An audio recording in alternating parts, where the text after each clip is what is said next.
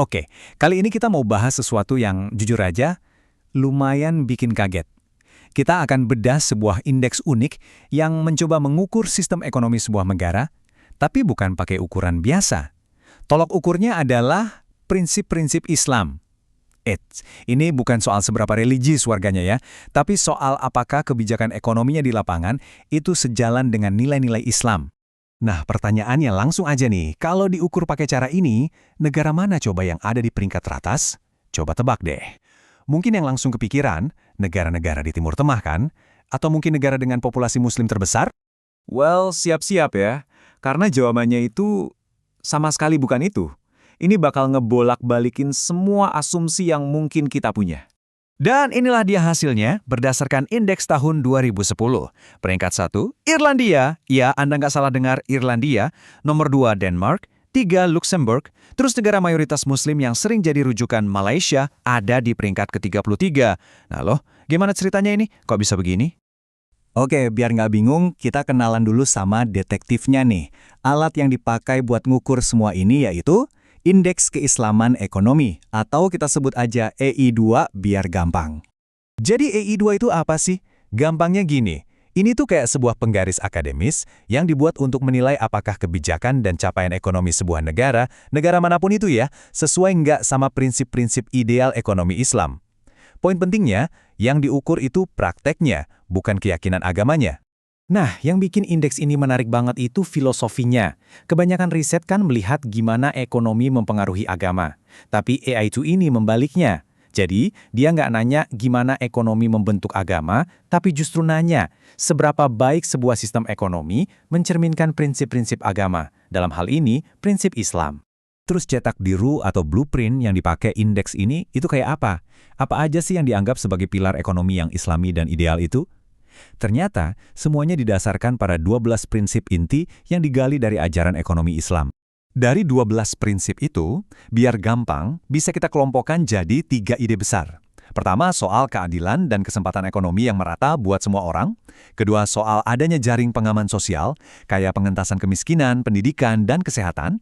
Dan yang ketiga, ini penting, soal sistem keuangan yang etis, jujur, dan berintegritas. Oke, sampai sini kedengarannya bagus banget ya, sangat ideal. Tapi pasti muncul pertanyaan, gimana caranya kita ngukur sesuatu yang abstrak kayak keadilan atau moralitas? Kan susah banget buat diubah jadi angka. Kita ambil satu contoh ya, salah satu prinsipnya itu adalah harus ada standar moral yang tinggi, kejujuran, dan kepercayaan di pasar. Ini kan konsep yang luhur banget, tapi gimana coba cara ngukurnya di dunia nyata? Nah, disinilah para penelitinya cerdik. Mereka pakai yang namanya proksi. Maksudnya, mereka pakai data konkret dari dunia nyata yang bisa dianggap mewakili prinsip abstrak tadi. Jadi, untuk mengukur kejujuran dan kepercayaan, mereka pakai data kayak indeks persepsi korupsi. Logikanya, makin rendah tingkat korupsi, berarti makin tinggi kejujuran dalam sistemnya. Simple, tapi brilian. Dan ini bukan cuma 1-2 data loh, total ada 113 proksi yang mereka pakai. Ini mencakup segala hal, mulai dari kesetaraan gender, kemudahan orang membuka usaha, anggaran pemerintah buat kesehatan, sampai seberapa ramah lingkungan sebuah negara. Ini jelas menunjukkan kalau fokusnya itu pada hasil sosioekonomi yang nyata dan bisa diukur. Oke, sekarang kita udah ngerti kan cara kerjanya? Indeks ini menilai hasil ekonomi nyata, bukan cuma wacana atau label. Nah, dengan pemahaman baru ini, yuk kita lihat lagi peringkat yang tadi bikin kita semua garuk-garuk kepala. Ini dia daftar 20 besarnya. Kita lihat lagi ada Irlandia, Swedia, bahkan Singapura dan Amerika Serikat. Ini artinya apa? Artinya, negara-negara ini, sadar atau tidak, ternyata dalam prakteknya menerapkan kebijakan yang sangat sejalan dengan prinsip-prinsip ekonomi yang dijunjung tinggi dalam ajaran Islam. Dan kalau kita bandingkan per kelompok, wah, ini perbedaannya kelihatan jelas banget. Rata-rata peringkat untuk negara-negara maju OECD itu ada di angka 24.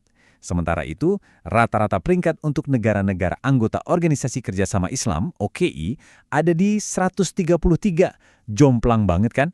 Jadi, ini dia kesimpulan utamanya yang paling provokatif. Data ini seolah-olah bilang bahwa banyak negara barat, lewat kebijakan sosial dan ekonominya, ternyata lebih berhasil menerapkan prinsip-prinsip ekonomi Islam dalam praktek dibandingkan sebagian besar negara mayoritas Muslim itu sendiri.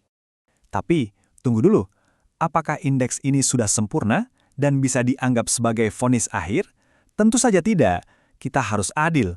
Indeks ini adalah sebuah ide yang provokatif, tapi juga punya beberapa kekurangan dan keterbatasan yang penting untuk kita tahu.